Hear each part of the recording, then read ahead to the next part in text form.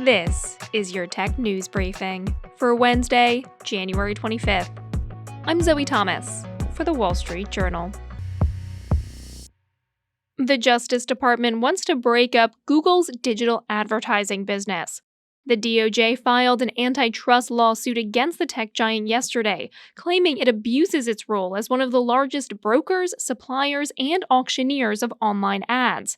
The case could have wide-ranging implications for the digital advertising industry and for Google, which is also facing other regulatory lawsuits and challenges in the US and Europe. Joining me to talk about this is our Google reporter, Miles Kruppa. Hi, Miles. Thanks for joining us. Thank you. Can you start by explaining to us what exactly the Justice Department is alleging? So the Justice Department is focused here on what we call Google's ad tech business, which is basically these tools they own that allow websites and other online publishers to sell ad slots to big brands and then allows big brands to come and bid on those ad slots. The Justice Department is basically alleging that Google used a series of acquisitions that go back all the way to 2008 to build up a business in ad tech that ended up being anti-competitive, harmed rivals, drove up prices in the market, and effectively created a monopoly on these really widely used tools that are important to the functioning of the internet. How has Google responded to these allegations? So this isn't Google's first rodeo facing these kinds of allegations. There's already a lawsuit led by Texas and joined by a bunch of other states that's very similar. And Google's response has basically been, we've already responded to all this stuff. And the DOJ is retreading old ground and trying to pick favors, they say, in the online advertising technology market.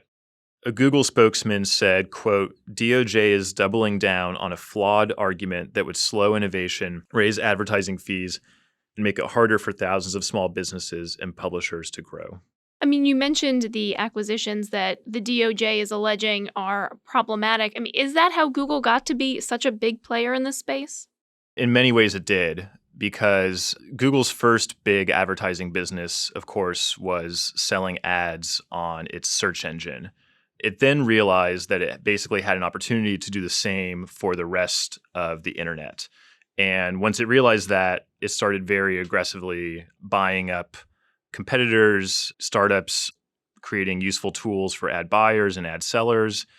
And over the course of what must have been at least half a dozen or so acquisitions, it built this really big ad tech stack, as people in the industry call it.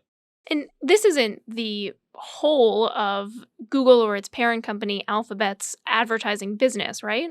No, it's actually really a relatively small slice when you compare it to the core search advertising business. So in 2021, the revenues Google brought in from this business were about 12% of the total.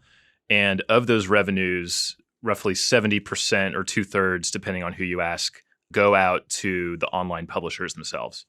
You mentioned this isn't Google's only battle. It's not its first rodeo. What are the other challenges, lawsuits, regulatory concerns that it's having to deal with at the moment?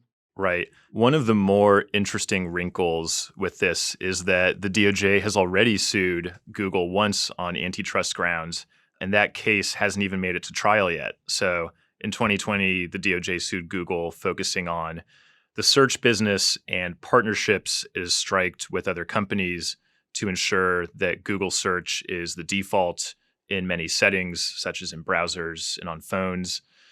And so in some ways, this is just the latest development in a long line of antitrust complaints against Google, both in the US and Europe, which, by the way, is looking into some of the same allegations. So it won't be anytime soon that Google is done with these cases. How big could the implications of this case be?